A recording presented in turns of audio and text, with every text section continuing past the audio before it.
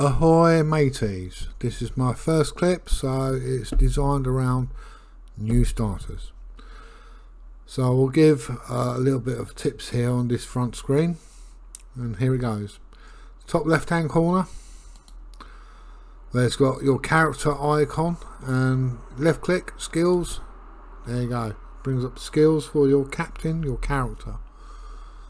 Exploration is the most important one to start off with, because you're going to need resources, and exploration will help you to do that, get those valuable resources.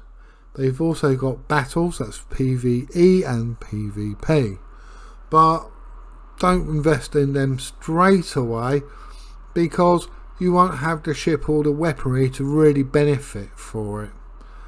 Stick to exploration. Then you've got craft. Now I really look at craft as being a branch linked to exploration. Now it's well worth considering going exploration and then craft, then battles in priority order.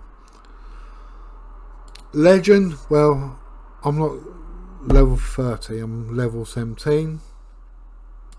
That's the skills which I've learnt through the process of learning.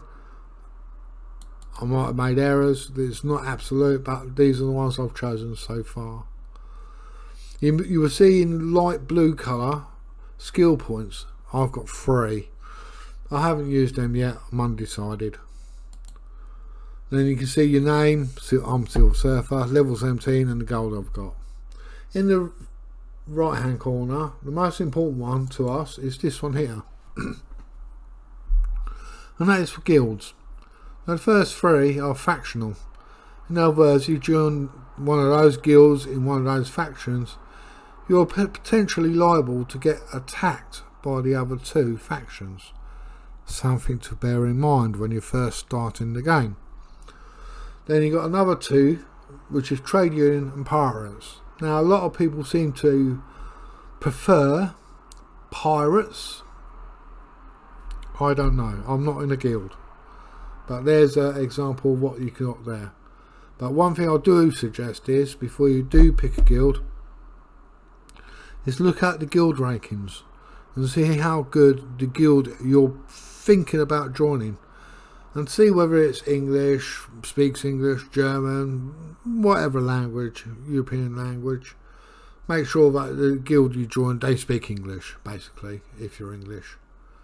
Then you got ports, that tells you what guilds own what ports. Then a generalised information. All information you need to look at, check the stats and everything before you join a guild. Make sure it's a good one and the one you want. Bottom left hand corner, name. You put your own name for the ship in, a custom name, which is excellent. Durability, important. If you've got more than 6 ships and you want to get another ship in, you can dismantle one ship to make room, and that's the icon here when you're in port. Also the ships, they do suffer with wear and tear over a gradual period of time and journey. So you've got another icon here, and it's basically a major repair to the ship, so repair it. Then you have underneath durability your armour, speed and manoeuvrability. Now please note, on the speed 15.4, with the wind in the right position you probably go faster than that. Then you've got hold and warehouse, left click again, always left click. Then you see on the left hand side of this window what the ship has got and what it can carry, and on the right hand side is what's in port. So you hit this arrow here, the yellow arrows, and then you can swap them across quite easily if you so wish. You've got that facility. Another thing that's important is upgrade warehouse. Now I've upgraded this already so many times. I'm on the last level, which means I need that bit of item there, which I've not got obviously. That will open it up to another size of warehouse. It's not a major priority. The reason being is my warehouse is now 1,600 tons. So this is my home station, you can see my home port. Weapons. Now I got caught out on this to start off with because I didn't quite understand how it all works, but I'll show you. Here I'll put my mouse on top of this weapon, left click, and you can remove it.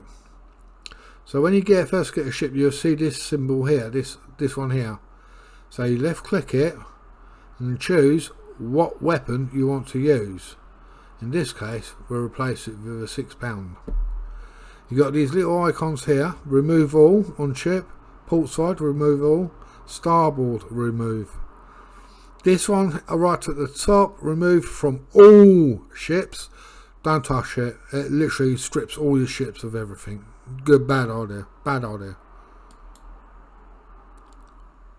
Crew. Now me personally on this ship, and the way I've designed it and what it's used to do, I won't be boarding other ships, I won't be doing PvE or PvP. This ship's designed to go into a tavern, get some quest, and off I go, make some money, which is basically what I've been doing. So I've made sure I've got more than 39 sailors, because if you fall under 39 then your efficiency of the ship and how it sails decreases. It's a decreasing factor. So I put more sailors in, so I'm always on the safe side. But please note, I'll show you again, you got musketeers, soldiers and mercenaries.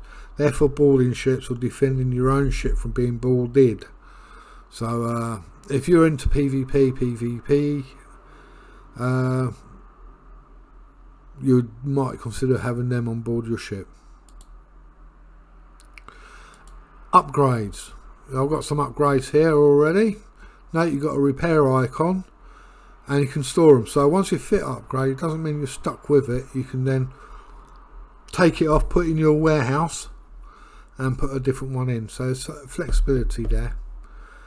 And then I've got a blank one there. I haven't got the resources to fill that in just yet, but if you left click it, it gives you the different choices you could possibly have. And there's quite a little list there.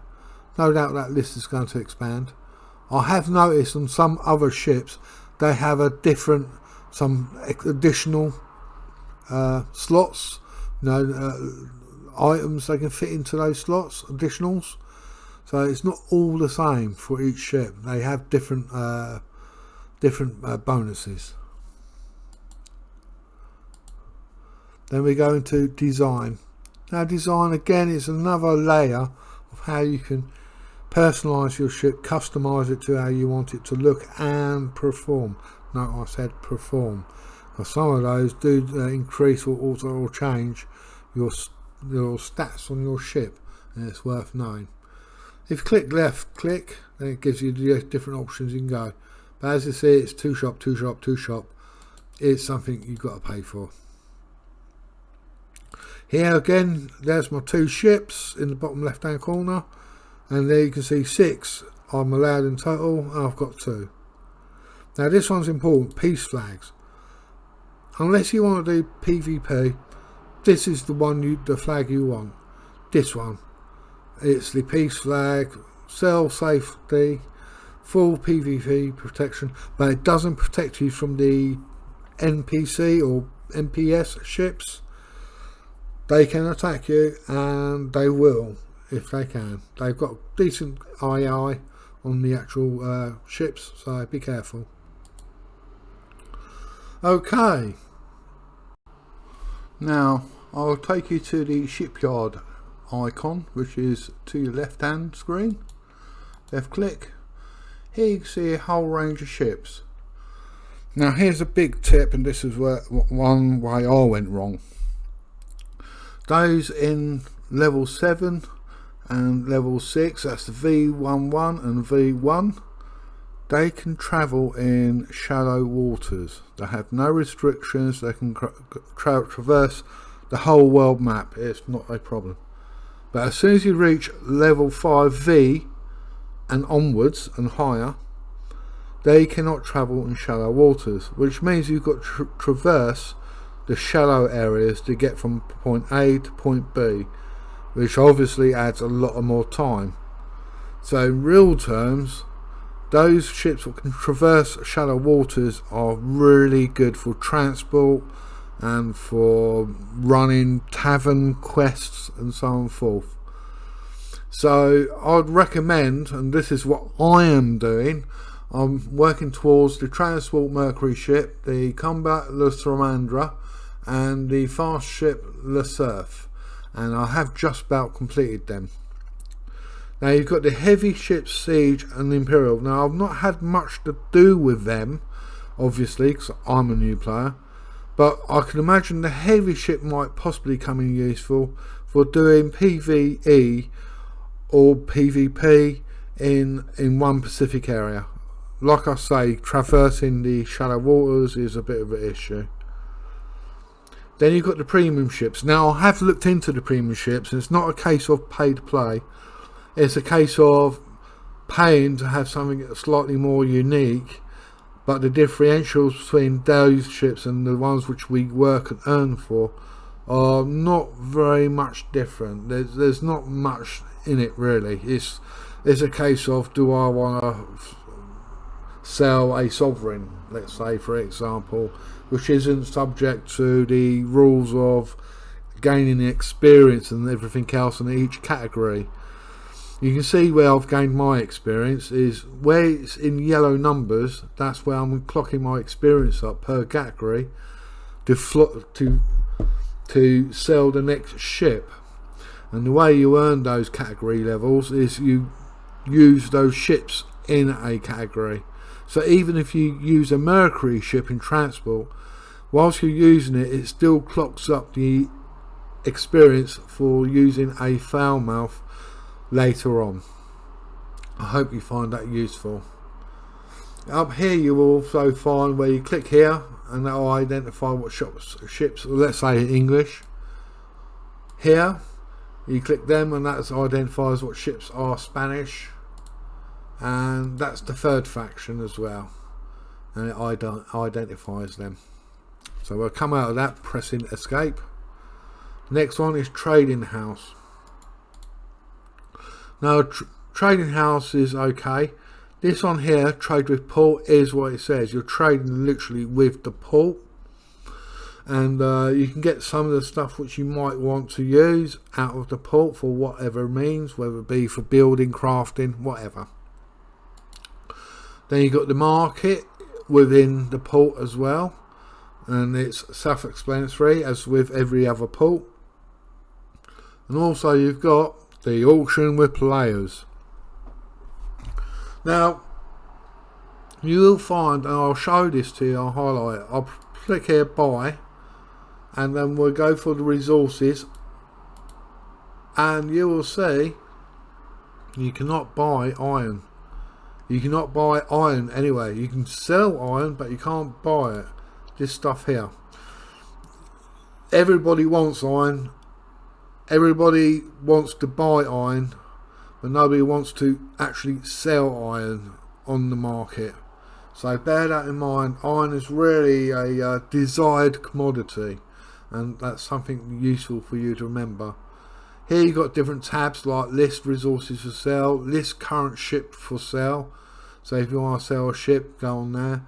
List weapons for sale, create an order, so you can create your own order. So that's that bit done. You've got a workshop here. This is where you can build stuff for building ships and so on and forth, or even weapons.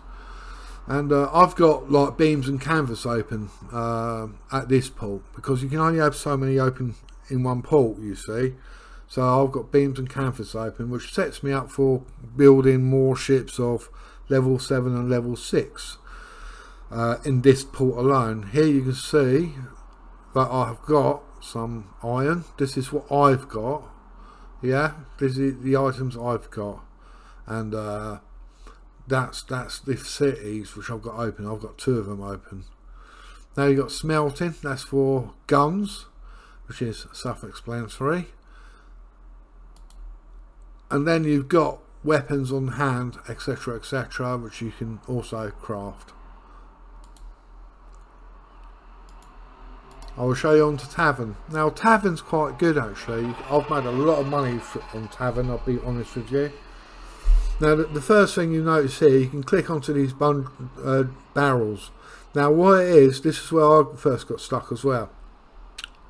When you look at these, and you got to read very carefully what they say in each description and each job, because some will say, well, you deliver it to the actual port, others will say deliver it near. You got to take note of that. And you'll find these barrels are like ships out just outside the port. So you've actually got to sail to the ship with that barrel on it, with the one you want, and you've got to get the quest there, and that's where you get whatever items you need, and then it'll set you up with a point. It'll point you to where you need to deliver it to. But the one thing I did miss out on, right, and I've recently found it, is trade routes. In trade routes, you can earn money different ways by doing these trades. So you buy rum in Fuji, this port, and sell to Port Fumendos, whatever it is. My only thing is though, you've got to be careful, because some of these ports are in this ring. See this ring here, right? This area here, right? This is a PvP zone. So if you go into PvP zone, you lose your peace flag, and when you come back into the peaceful area, your peace flag doesn't come back up. You've got to go to a port and then put your flag back up. So you go into a PvP area, that's horrible. You try to get back into a non-PvP area, a PvE area let's call it, you're still prone to get attacked, and trust me, you will get attacked by players. If you're not flying that peace flag, you're going to get attacked. Obviously here, going back onto this, more options. You can click through with different options of trade you can attend to. So I'll come out of this. There's your map. There's your barrels. See the barrels what I was talking about? There's your barrels there. And they're the ones that give you your missions with what you may want to choose. So escape out of that. Town Hall. I don't know much of Town Hall. I don't really get involved with it. This is for people who own the ports. Yes, you can own a port. Or shall I say a guild can own a port, I should say. And then you've got your magical store. This is where you can spend money, buy coins, and then buy other things, whether it's customization, more gold coins, in-game gold coins, chests. You know, it's got the standard works, what you would normally expect. It's there, that's in store. So that's it for the time being. It gives you a rough guide and a look around at the game at a very basic level. The other thing I need to inform you is my graphics setting on this game is everything low.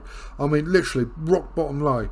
But I have seen it on mega high, and it's even better. It looks far better. The effects, everything's beautiful.